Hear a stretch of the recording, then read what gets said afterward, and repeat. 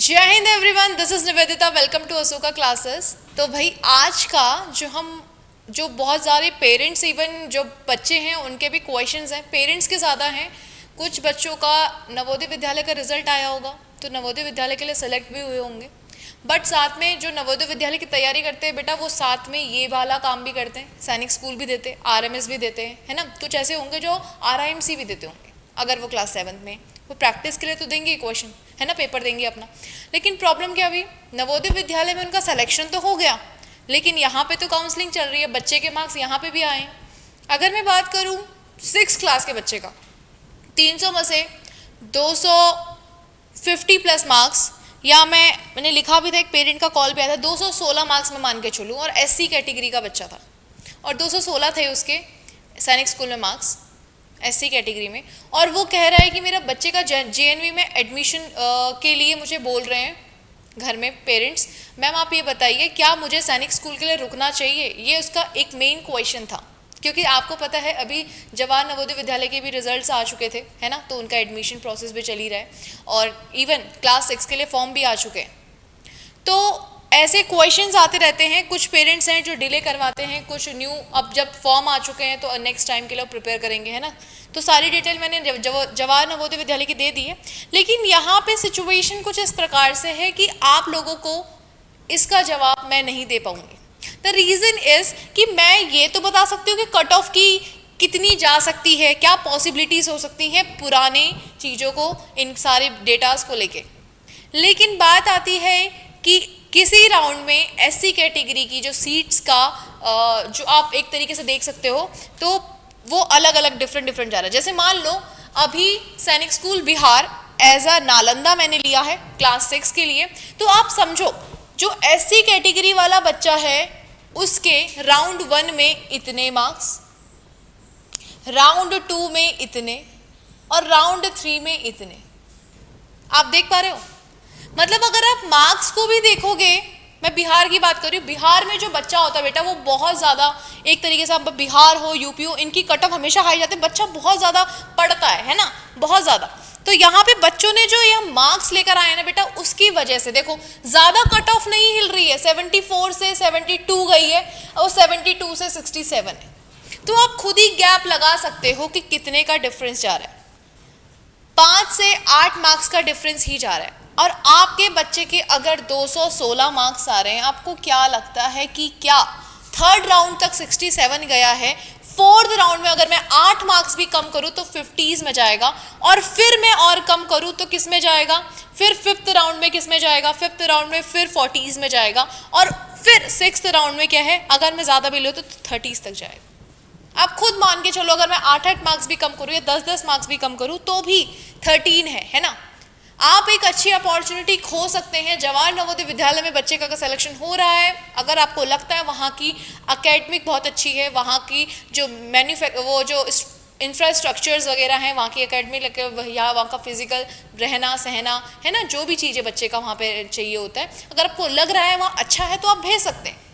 Because जिस हिसाब से मैंने एक तरीके से क्लास 6 का ये डेटा निकाला है ना, आपको भी ये नॉर्मल आपको दिख जाएगा साइड में।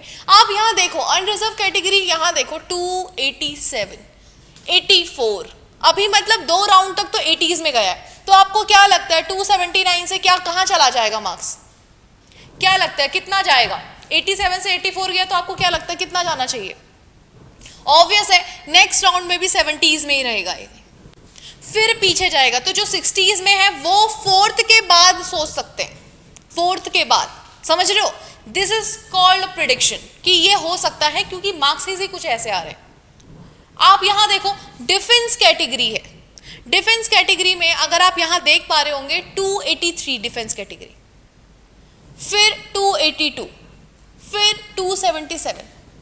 आप यहां से प्रिडिक्शन लगा सकते हो कि मान लो कि 82 से 77 गया है, क्या पता 60s में चला जाए। हाँ मैं मान रही हूँ 60s में जा सकता है, बट आपको नहीं पता ना कितने बच्चों हैं जिन्होंने ये 4th राउंड में सैनिक स्कूल नालंदा को प्रेफरेंस दी होगी, कितने बच्चे, क्या पता किसी ने 4th राउंड में सैनिक स्कूल नालंदा की जगह कुछ और डाल दिया होगा, और यहाँ पे जिस बच्चे ने दी होगी उसके मार्क्स 215 हो, चांसेस पॉसिबिलिटी वहाँ है कि उसके मार्क्स आ जाए तो उसका सिलेक्शन हो जाए, है कि नहीं।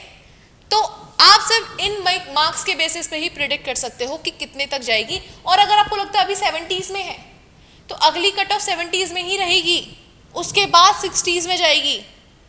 तो जिसके मार्क्स अभी 20 है और वो सोच रहा है कि मुझे वेट करना चाहिए, टाइम वेस्ट है। जहाँ है वहाँ या तो पढ़ लो, अगर जवाहर नवोदय विद्यालय में हुआ हो तो वहाँ शिफ्ट हो जाओ।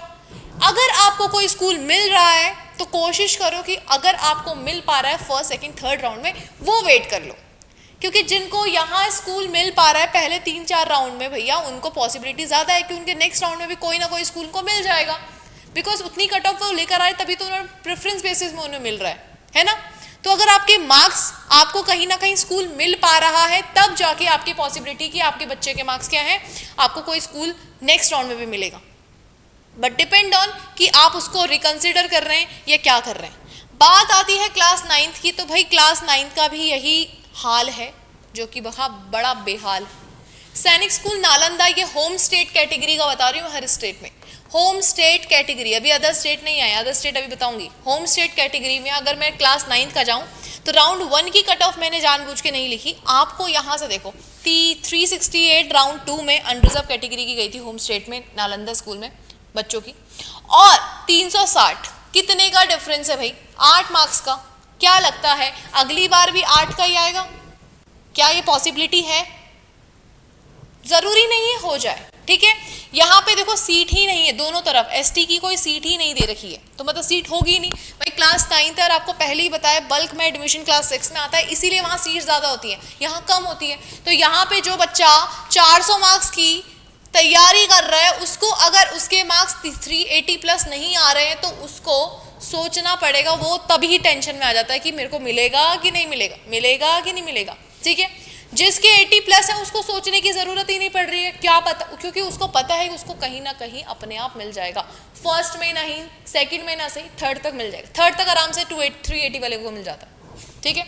अब देखो, अब यहाँ देखो एससी कैटेगरी, यहाँ पे 312 से 300 गया है, 12 मार्क्स का डिफरेंस।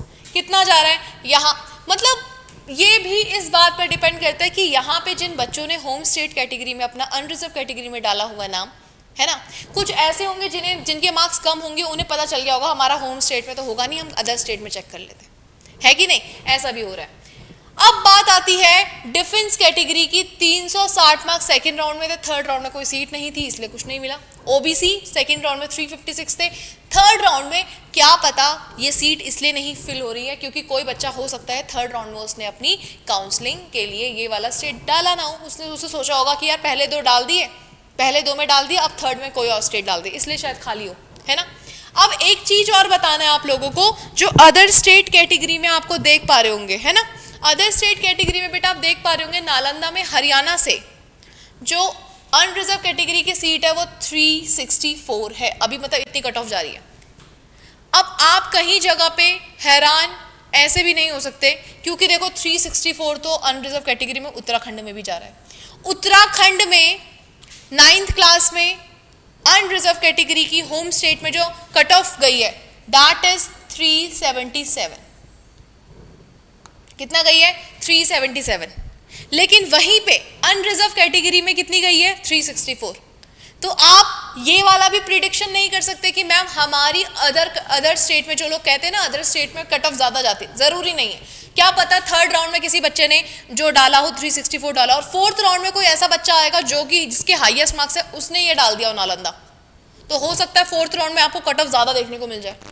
तो यहाँ पे 364 है और अपने आप में होम स्टेट कैटेगरी में घोड़ाखाल में 377 है, समझ रहे हो। उत्तराखंड से जो बच्चा घोड़ाखाल में गया उसकी 377 है, लेकिन जब वो नालंदा में जाता है उत्तराखंड का कोई बच्चा तो उसकी 364 है। तो यहाँ पे देखो कट ऑफ में कितना वेरिएशन आ रहा है, होम स्टेट की कट ऑफ में और अदर स्टेट की कट ऑफ में, समझ आ रहा है। यूपी वाला मैं पहले ही बोल रही, बिहार और यूपी वाले तो ये सोच के चले अगर आपके मार्क्स कम है बेटा, मतलब मजाक बात नहीं है, सिंपल सी बात है, अगर मार्क्स कम है तो वेट होगा। देखो आप अपने स्कूल रेगुलर पढ़ते रहिए, होगा वहाँ से टीसी लेके तुरंत चली जाइएगा, नहीं होगा कोई बात नहीं, नेक्स्ट टाइम तैयार कर लिए, है ना।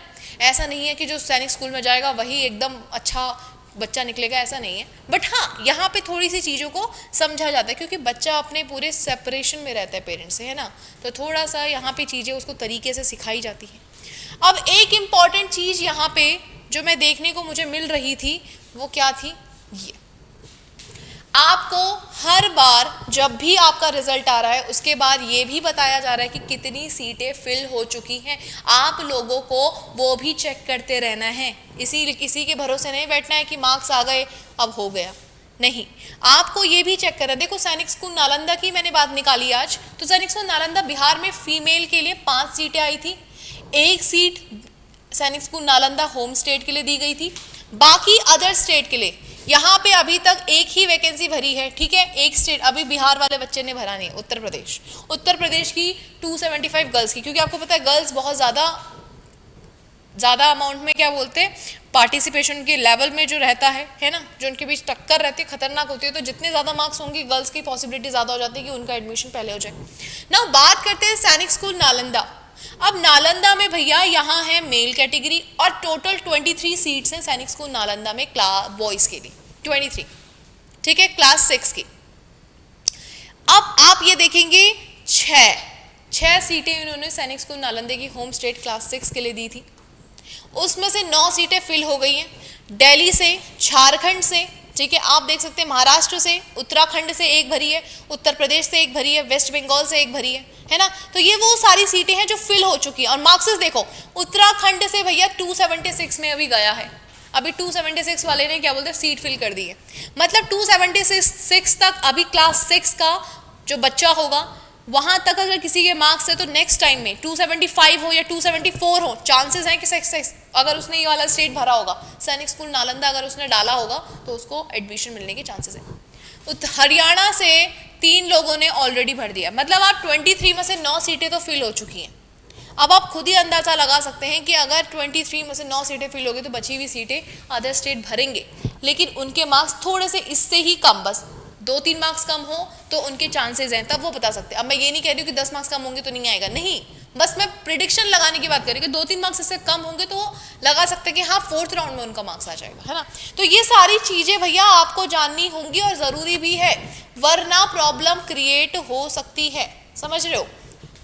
और मैं कुछ पेरेंट्स से दरखास्त करूँगी ये वाली बात, क्या चीज़, कि अगर आपको लग रहा है बच्चे के मार्क्स कम है और एडमिशन नहीं कराए तो करा लीजिए, ठीक है, क्योंकि आपको भी पता है आपका 3rd राउंड है वो 2 अगस्त को ख़त्म होगा। अब जब वो 2 अगस्त को ख़त्म होगा उसके बाद आपका 4th राउंड का शुरू हो जाएगा, और 4th राउंड की मैंने पूरी डिटेल आपको दे रखी है, कब क्या आएगा, कब आपको मेडिकल कराना है, कब आपको वेरिफिकेशन कराना है, फीस सबमिट करनी, कब आपका 4th राउंड खत्म हो जाएगा और 5th राउंड जाएगा। तो मतलब पूरा प्रोसेस अभी है लंबा, है ना, अक्टूबर तक ये चलने की बात चल रही है पूरी, सितंबर में ख़त्म, फिर स्पॉट एडमिशन एंड देन अक्टूबर में पूरा लंबा ख़त्म होगा। तो इस तरीके से आपको चीज़ों को देख के पता करना है, मतलब आप बस बैठे ना रहिए, ये चीज़ें देखते रहिए कि अगर आपको लग रहा है बच्चे का ये चांसेस हैं ज़्यादा 5 मार्क्स कम है तो आपकी पॉसिबिलिटी आप रोक सकते हैं। और ज़्यादा पॉसिबिलिटी मैं सच बता दूँ किसकी है, उनकी जिनको ऑलरेडी स्कूल्स मिल रहे हैं, ठीक है, लेकिन वो कभी कभी उनको वो पसंदीदा स्कूल नहीं मिल रहा है, या आप ये कह सकते हैं कुछ ऐसे बच्चे हैं जिनके मार्क्स कम है लेकिन अगर उन्हें नॉर्थ ईस्ट मिल रहा है, क्योंकि नॉर्थ ईस्ट में मार्क्स कम में भी सिलेक्शन हो रहा है, लेकिन कुछ पेरेंट्स वो नॉर्थ ईस्ट नहीं भेजना चाहते अपने बच्चे को, और वो पॉसिबिलिटी ऐसी रख रहे हैं कि क्या पता बच्चे को, अगर पॉसिबिलिटी आपको लगती है नॉर्थ ईस्ट आपको भेजना चाहिए तो भेज दीजिए, ऐसी कोई बड़ी बात नहीं है, क्योंकि सारे स्कूल सेम ही लेवल में वो करवाएंगे, है ना, क्योंकि सैनिक स्कूल सोसाइटी है वही सारा करिकुलम रेडी करके सारे स्कूल्स को भेजती है, तो उसी तरीके से पढ़ाई होगी। हाँ, बट बच्चा दूर हो जाता है, इस वजह से दिक्कत आनी स्टार्ट हो जाती है। कुछ लोगों का जो अपना होम स्टेट है उसी में सैनिक स्कूल नहीं है तो उन्हें अदर स्टेट की कैटेगरी ही देखनी पड़ेंगी, तो ये भी एक बात है ना। तो बाकी जो भी चीज़ें हैं, कुछ में दिक्कत आ रही है, क्या समझ नहीं आ रहा है, बाकी आप कॉल करके मैसेज करके आप हमको कॉल कर सकते हैं, है ना, इसमें कोई दिक्कत नहीं, मैं आपको बताती भी, इवन कई पेरेंट्स हैं उनके कॉल आते हैं या बच्चों के कॉल आते हैं तो मैं उनको भी सजेशन देती हूँ। बाकी किसी को अगर किसी पर्टिकुलर सब्जेक्ट में अगर दिक्कत आ, जैसे इंग्लिश है, किसी का इंग्लिश अच्छा नहीं हो रहा है ना, इंग्लिश के उसको टेस्ट पेपर्स नहीं अच्छे मिल रहे हैं, या उसका अभी भी बाकी सारे सब्जेक्ट अच्छे पर इंग्लिश अच्छा नहीं है, तो वो पर्टिकुलर सब्जेक्ट का भी कोर्स ले सकता है, अवेलेबल है। अगर आपको लगता है नहीं आपको सिर्फ जीएस का लेना है तो आप जीएस का भी ले सकते हैं। अगर आपको लगता है नहीं मेरे दोनों अच्छे हैं बस मेरा मैथ्स और रीजनिंग खराब है तो आप मैथ्स रीजनिंग का भी ले सकते हैं, या फिर मैथ्स का ले सकते हैं, ठीक है। तो सारी पॉसिबिलिटीज हो जाती हैं, बस पढ़ने वाले होने चाहिए, है ना। तो जिनका नेक्स्ट टाइम के लिए है भैया, यहाँ पे भी प्रिपरेशन चल रही, स्टैटिक जीके मेरे द्वारा कराई जाती है। तो स्टैटिक जीके में आपका क्या क्या कवर हो जाता है बताओ? जीके है, जीएस है, उसमें साइंस भी कवर हो जाता है, आपका स्टैटिक पार्ट भी हो जाता है जो आपका सोशल स्टडीज का पार्ट है। क्लास 6 के लिए स्टैटिक जीके में क्वेश्चन आते हैं टेम्पल से रिलेटेड, लेक से रिलेटेड, है ना, वर्ल्ड की लेक्स, रेंजेस, ये सारे क्वेश्चन आते हैं, मैं सारे डालती हूँ ताकि बच्चे को हर चीज, और इवन सिर्फ क्वेश्चन ही नहीं कराती, उसकी एक्स्ट्रा डिटेलिंग भी देती हूँ। करंट अफेयर आपकी शुरू होने वाली है, तो करंट अफेयर में भी क्वेश्चंस आपको मिलेंगे, है ना। तो क्लास 6 के जो बच्चे जिनके करंट अफेयर रहता है, आरआईएमसी या आरएमएस है, या सैनिक के कुछ बच्चे हैं जिनका आरएमएस के वो करंट आता है, वहाँ पे हेल्प कर सकता है। अब कोई मुझे बोले कि मैम हमारा करंट आता ही नहीं है, मैं क्योंकि मैं एक बार करंट कराई थी तो बच्चों ने मुझे बोला मैम करंट हमारा नहीं आता। सुनिए, ज्योग्राफी का पार्ट है, ज्योग्राफी के पार्ट में आपको लेक्स पता है, अगर करंट में वो लेक आती है तो वो आपका ज्योग्राफी के पार्ट मर्ज कर देती है, इस तरीके से करंट आ जाता है। कोई नेशनल पार्क आया वो वहाँ जुड़ जाता है, वो करंट बन जाता है। एक तरीके से वो स्टैटिक जीके और करंट का मिक्सचर ही होता है ना। तो आपको ये नहीं सोचना है कि आएगा नहीं आएगा, कुछ चीज़ें हैं जो आपको समझनी पड़ेंगी कि स्टैटिक जीके में करंट का पार्ट भी डालता है ना। तो मैं वो भी कराती हूँ, इवन मैंने पिछली बार कराया तो काफ़ी बच्चों के रिस्पॉन्सेज आए थे। तो मैं चाहूँगी ऐसे ही आज की क्लास में भी आए। मिलते हैं आपको शाम की क्लास में 7:15 पे, ठीक है, बियॉन्ड टाइम। मिलते हैं। जय हिंद, जय भारत।